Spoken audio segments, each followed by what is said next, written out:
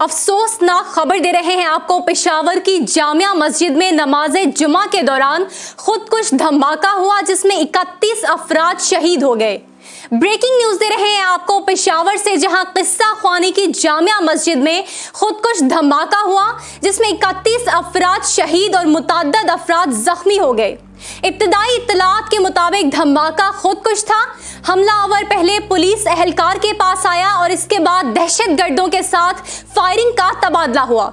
धमाके में एक पुलिस एहलकार शहीद और दूसरा जख्मी हुआ। वजीर आजम इमरान खान ने वाक़े की शदीद मजम्मत करते हुए इसकी रिपोर्ट तलब कर ली और जख्मियों को फौरी तिब्बी इमदाद फ्राहम करने की हिदायत भी जारी कर दी।